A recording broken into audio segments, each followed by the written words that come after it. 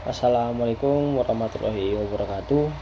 Perkenalkan, nama saya Opniel Silaban, NIM 50 kelas 2B, Prodi Pendidikan Informatika, Fakultas Ilmu Pendidikan, Universitas Trunojoyo Madura. Di sini saya akan membuat video ujian akhir semester mata kuliah media pembelajaran kejuruan.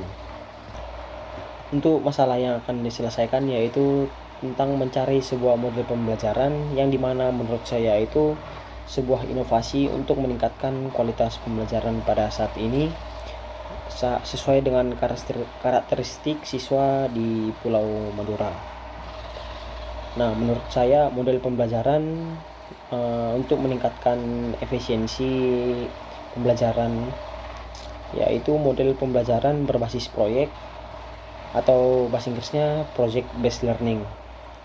Nah, untuk pengertian dari model pembelajaran berbasis proyek ini yaitu model pembelajaran yang mengerjakan proyek yang dalam jangka panjang yang menghasilkan produk akhir. Untuk contoh simpel dari model pembelajaran berbasis proyek ini yaitu contohnya membuat presentasi ataupun menyusun laporan penelitian. Nah, dan untuk yang selanjutnya yaitu langkah-langkah dalam presentasi. Biasanya dalam presentasi ini bisa dalam bentuk individu maupun per kelompok. Untuk sekarang itu saya temui lebih sering yang menggunakan kelompok. Untuk presentasi yang dalam kelompok ini memerlukan orang 3 atau 4 orang. Jadi dalam kelompok ini nanti akan diberikan sebuah materi yang akan dikumpulkan informasinya atau sebuah masalah yang bakalan diselesaikan oleh kelompok tersebut. Jadi dalam kelompok tersebut akan saling bertukar ide, memberikan saran atau pendapat yang lebih efisien. Nah, untuk langkah-langkah yang selanjutnya yaitu mengumpulkan materi yang bakalan disampaikan nanti di presentasi. Mengumpulkan informasi dan data yang relevan atau mengumpulkan fakta yang lebih pas untuk disampaikan di presentasi nanti. Setelah mengumpulkan data yang relevan dan informasi, ada baiknya membuat slide yang lebih polos dan mudah disimak oleh pembaca nanti. Ada baiknya kita tidak memilih slide yang terlalu norak atau terlalu banyak desainnya karena dapat merumitkan dari penglihatan. Setelah mencari data yang relevan atau informasi dan membuat slide-nya, ada baiknya para presentasi nanti melakukan latihan presentasi. Dengan adanya latihan presentasi ini membuat para peserta didik yang akan presentasi tidak lebih gugup dan lebih percaya diri saat presentasi nanti. Kita bisa menggunakan cermin untuk latihan presentasi tersebut, karena jika kita presentasi depan cermin kita bisa lihat bagaimana gambaran kita saat nanti presentasi di depan forum. Nah, dan untuk langkah-langkahnya dalam presentasi itu ada persiapan teknis, yaitu menyiapkan alat bahan yang akan saat di presentasi tersebut. Contohnya laptop atau proyektor. Fungsi dari laptop dan proyektor ini yaitu untuk menyalurkan presentasi yang telah kita siapkan dan dapat dilihat oleh forum saat presentasi nanti. Nah, setelah menyiapkan alat dan bahan yang digunakan saat presentasi, pembukaan presentasi dapat dibuka dengan salam atau menyapa audiensi dan memperkenalkan diri dan tujuan atau struktur presentasi yang bakalan disampaikan. Setelah menyampaikan salam, kita menyampaikan materi dengan menggunakan bahasa tubuh yang baik atau kontak mata dengan audiens.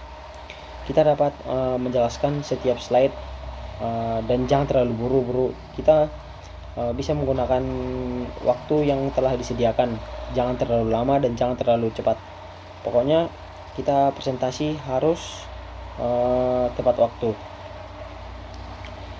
Kita juga bisa mengajak audiens untuk berinteraksi atau mengajak presentasi para audiens. Langkah yang selanjutnya itu setelah kita melakukan presentasi, kita menyampaikan kesimpulan dari hasil presentasi kita. Setelah kita menyampaikan kesimpulan dari hasil presentasi kita, biasanya setiap presentasi itu diakhiri dengan sesi tanya jawab. Di sesi tanya jawab ini kita memberi kesempatan kepada audiens untuk memberi pertanyaan kepada kita perihal presentasi yang kita sampaikan selama presentasi tadi.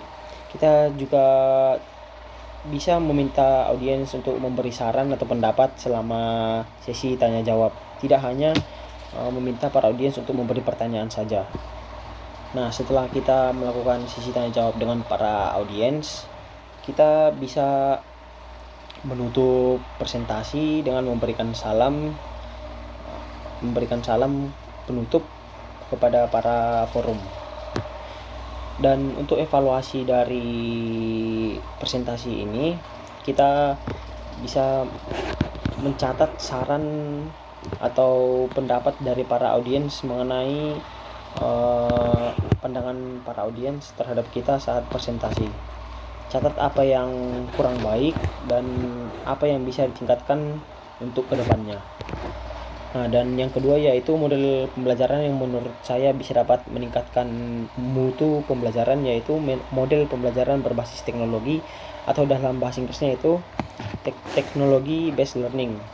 Pengertian dari model pembelajaran berbasis teknologi ini yaitu menggunakan teknologi sebagai alat utama dalam proses pembelajaran. Contohnya yaitu pembelajaran daring atau penggunaan aplikasi pendidikan. Untuk langkah-langkah pembelajaran daring maupun penggunaan aplikasi pendidikan sebenarnya sudah kita lewati di beberapa tahun lalu. Kita ambil contohnya pada saat COVID-19.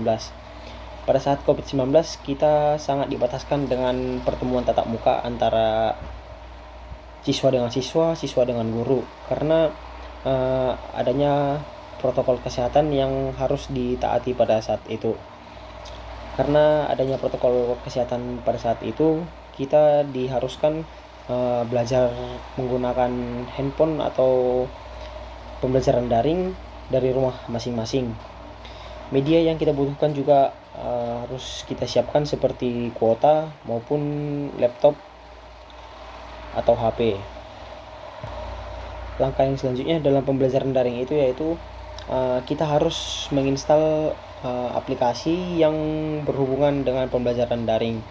Seperti yang biasanya kita gunakan saat daring itu ada aplikasi seperti Google Classroom yang berfungsi untuk mengumpulkan tugas, ada Zoom atau Google Meet yang berfungsi untuk melakukan meeting dengan guru dengan siswa yang lain, atau mendengarkan materi yang bakalan diberikan oleh guru tersebut. Dan ada juga contoh penggunaan aplikasi pendidikan. Contoh aplikasi pendidikan yang digunakan pada saat ini yaitu ada seperti Google Classroom, ada seperti Edmodo. Edmodo ini merupakan aplikasi yang digunakan pada saat daring di sekolah saya. Jadi itu 11-12 dengan Google Classroom. Tidak jauh beda dengan Google Classroom. Untuk evaluasi dari pembelajaran daring tersebut juga kita bisa menggunakan umpan balik dari siswa, yaitu dengan menggunakan survei atau kuesioner. Kuesioner yang kita siapkan kita berikan kepada siswa untuk mengambil evaluasi bagaimana perkembangan selama pembelajaran daring. Apakah berjalan dengan baik atau tidak berjalan dengan baik. Atau kita juga bisa membuat forum diskusi. Kita dapat menyediakan forum diskusi online di mana siswa bisa berbagi pengalaman atau memberikan masukan terhadap kita. Dan untuk evaluasi yang selanjutnya yaitu mengidentifikasi masalah selama pembelajaran daring, yaitu mengenali tantangan yang dihadapi oleh siswa saat pembelajaran daring, baik itu dari masalah device maupun jaringan. Dan kita juga diharuskan untuk mencari solusi bagaimana untuk mengatasi masalah-masalah tersebut.